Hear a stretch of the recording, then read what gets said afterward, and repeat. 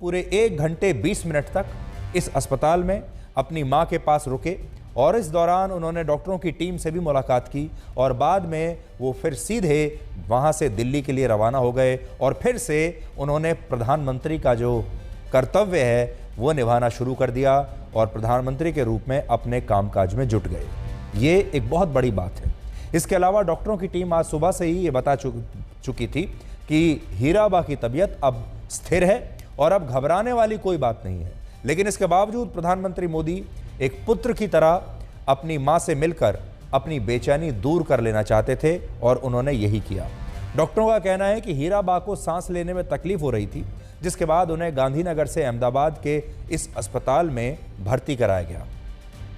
फिलहाल हीराबा की उम्र 99 वर्ष है, या ये समझ लीजिए कि वो लगभग 100 वर्ष की हैं, जबकि प्रधानमंत्री मोदी इस समय 72 वर्ष के हैं।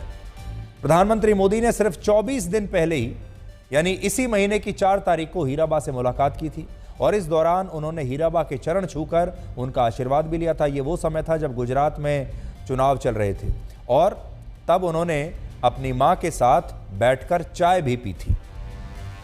इसके अलावा इसी साल 18 जून को जब हीराबा 99 वर्ष की हुई थी, तब भी प्रधानमंत्री मोदी उनसे मिलने के लिए गांधीनगर आए थे और उन्होंने अपनी मां के पैर धोकर उस दिन उनका आशीर्वाद लिया था। सोचिए, एक मां के लिए इससे गर्व की बात और क्या होगी कि उनका बेटा अपनी सफलता के हर पड़ाव पर उनका आशीर्वाद लेने के लिए ज़रूर आता है और अपनी मां को कभी भूलता नहीं।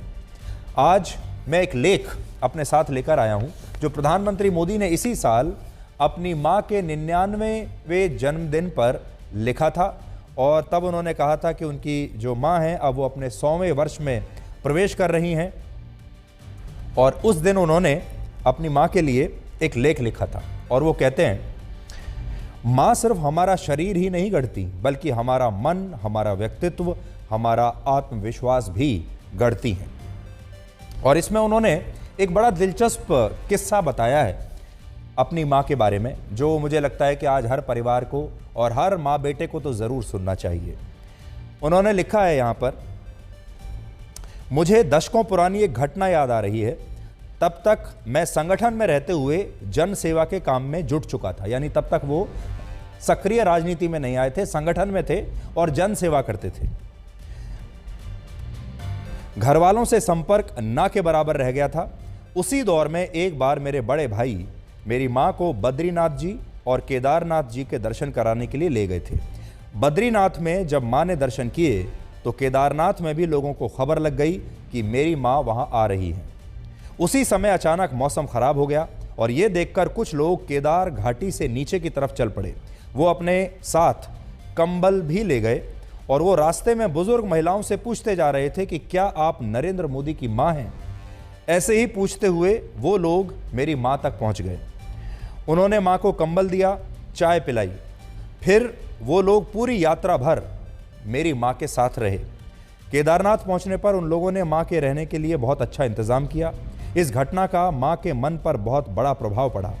तीर्थ यात्रा से लौटकर जब मां मुझसे मिली तो उन्होंने कहा, कुछ तो अच्छा काम कर रहे हो तुम, लोग तुम्हें पहचानते हैं। तो मां कह रही हैं नरेंद्र मोदी को, कुछ तो अच्छा काम कर रहे हो तुम, लोग तुम्हें पहचानते हैं। और ये तब की बात है जब नरेंद्र मोदी किसी पद पर नहीं थे, मुख्यमंत्री नहीं थे, सक्रिय राजनीति में भी नहीं थे। और आज तो वो देश के चुने हुए प्रधानमंत्री हैं, वो भी एक बार नहीं दूसरी बार। दुनिया के सबसे बड़े नेताओं में उनका नाम गिना जाता है। आज हीराबा क्या कहती होंगी उनको जब उस ज़माने में उन्होंने कहा, कुछ तो अच्छा काम कर रहे हो, लोग तुम्हें पहचानते हैं। और देखिए, कोई भी पुत्र चाहे वो कितना भी सफल बन जाए, चाहे वो कितना भी बड़ा क्यों ना बन जाए, जब उसकी माँ या उसके पिता आकर ये कहते हैं कि अच्छा काम कर रहे हो, तो सबसे बड़ी शाबाशी होती है किसी भी पुत्र के लिए। और ये बात प्रधानमंत्री मोदी ने भी ज़रूर महसूस की होगी और इसीलिए अपने हर पड़ाव पर, हर चुनौती से पहले और हर सफलता के बाद वो अपनी माँ से मिलने ज़रूर जाते हैं। और आखिर में इस लेख में वो लिखते हैं, अभाव की हर कथा से बहुत ऊपर एक माँ की गौरव गाथा होती है। संघर्ष के हर पल से बहुत ऊपर एक माँ की इच्छा शक्ति होती है। माँ, आपको जन्मदिन की बहुत बहुत शुभकामनाएं। आपका जन्म शताब्दी वर्ष शुरू होने जा रहा है। सार्वजनिक रूप से कभी आपके लिए इतना लिखने का, इतना कहने का साहस नहीं कर पाया। आप स्वस्थ रहें, हम सभी पर आपका आशीर्वाद बना रहे, ईश्वर से यही प्रार्थना है। और आज यही प्रार्थना प्रधानमंत्री मोदी के मन में फिर से चल रही होगी कि उनकी मां को ईश्वर लंबी आयु दे। अब मैं आपको अपना एक अनुभव बताता हूं जो मैंने खुद शेयर किया प्रधानमंत्री मोदी के साथ, और ये बात है वर्ष 2016 की, जब प्रधानमंत्री मोदी की मां का स्वास्थ्य ऐसे ही काफ़ी बिगड़ गया था जैसे आज बिगड़ गया है, और तब भी उन्हें ऐसे ही अस्पताल में भर्ती कराना पड़ा था। तब उन्हें एक सरकारी अस्पताल में भर्ती कराया गया था।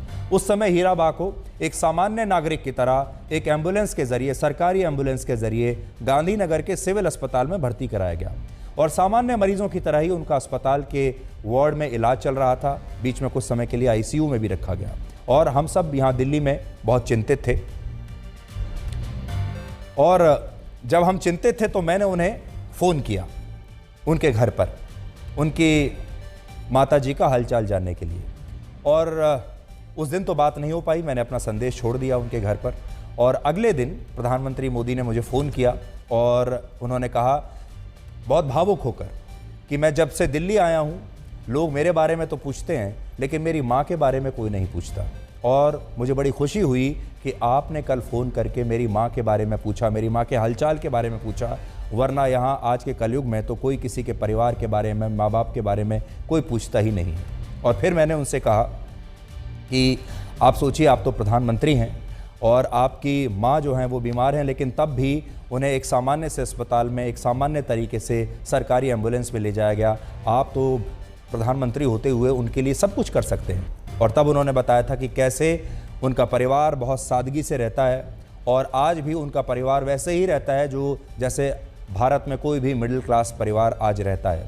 और वो इतने भावुक हुए, लगातार कई मिनटों तक वो सिर्फ अपनी माँ के बारे में बताते रहे। वो मुझे ये बताते रहे कि उनकी माँ उनसे क्या बातें करती हैं। उन्होंने बताया कि आपका फ़ोन आने के बाद जब मेरी माँ जब वापस घर आ गई हैं तो मैंने उनसे कितनी लंबी सुबह बात की। और वो तब मुझे ये बता रहे थे, उस समय उनकी माँ की आयु ज़ाहिर तौर पर 95 वर्ष से तो ज़्यादा की रही थी, 94-95 के आसपास रही होगी। और उन्होंने कहा कि मेरी माँ जो हैं अब कैसे उनके नए बाल आ रहे हैं, कैसे उनके नए दांत इस समय आ रहे हैं। और तब मैंने उनसे ये कहा कि आप अपनी माँ को अपने साथ दिल्ली क्यों नहीं ले आते। और उन्होंने कहा कि वो यहाँ तो नहीं